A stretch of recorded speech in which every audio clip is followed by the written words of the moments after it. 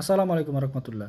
গতকালকে আমার দুইটা গরু, যে বড় দুইটা গরু আছে কালো, এমনকি দুইটা যে কালো গরু আছে, দুইটা গরু রাত্রেবেলা ছুটে গেছিলো গলা থেকে রশি বের করে। আমার ভাই, এমনকি আমার আম্মার প্রচুর কষ্ট হয়েছে, আমাকে ফোন দিয়েছিল যেহেতু আমি বাড়িতে থাকি না। আমি তখন বললো যে ভাই বাবা, এই গরুগুলো নাকি এত লাফালাফি করতেছিল বার গরুতে, আসলে ওরা কন্ট্রোল করতে পারতেছিল। আমার ছোটো ভাই প্রচুর ব্যথা পাইছে। তখন রাত্রেবেলায় সাদ্দাম ভাইকে ফোন দিয়ে বললেন যে ভাই আমার গরুগুলো প্রচুর লাফালাফি করে, এগুলোকে নাক ফুরানো দরকার। তখন সাদ্দাম ভাই বললো ঠিক আছে, আমি আপনার বিকালবেলা আসবো। উনি কথা মতো চলে আসলো, আমিও চলে আসলাম ইনশাল্লাহ। আমি খোরশেদ এমনকি সাদ্দাম ভাই সহ তিনজনে মিলে গরুগুলোকে নাক ফুরানোর জন্য প্রস্তুতি নিলাম। কিন্তু প্রস্তুতি যখন নিলাম, কিন্তু সমস্যা তৈরি হয়েছে।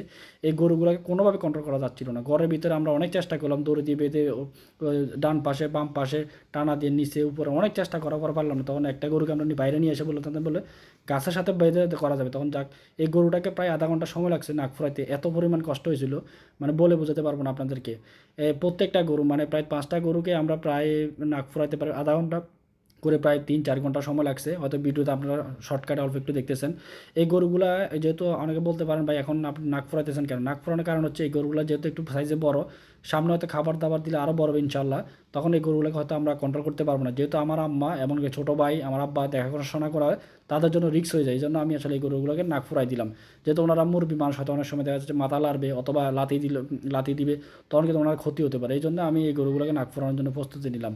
খোরশেদ আমি সবচেয়ে ঝামেলা তৈরি হয়েছে আমার যে দুইটা বড় ফ্রিজিয়ান গরু আছে, আপনারা দেখছেন কালো, এই দুইটা গরুকে আমরা কোনোভাবে মানে কন্ট্রোল করতে পারতেছিলাম। বাইরেও আনতে পারি না, ভিতরে করতে পারি না। সাদ্দাম বাইরে প্রায় আমরা ভিডিও শুরুতে দেখছেন সাদ্দাম ভাই প্রায় পড়ে গেছিলো, প্রচুর ব্যথা পাইছে এই গরুগুলো নাক ফোরানোর সময়।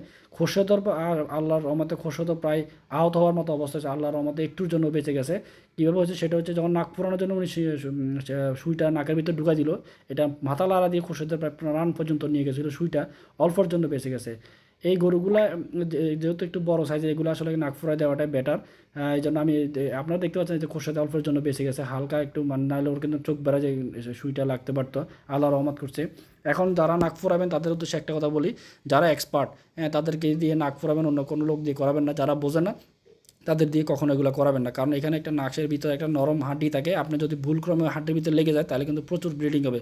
ব্লিডিং হলে কিন্তু গরু মারা যাওয়ার সম্ভাবনা থাকে। আমাদের এলাকায় এরকম একটা গরু অলরেডি কষার কাছে বিক্রি করে দিচ্ছে, আমাকে বলছিল চিকিৎসা করার জন্য। আমি বলছি না, এটা চিকিৎসা করে লাভ নাই, এটা ব্লিডিং বন্ধ করা সম্ভব না।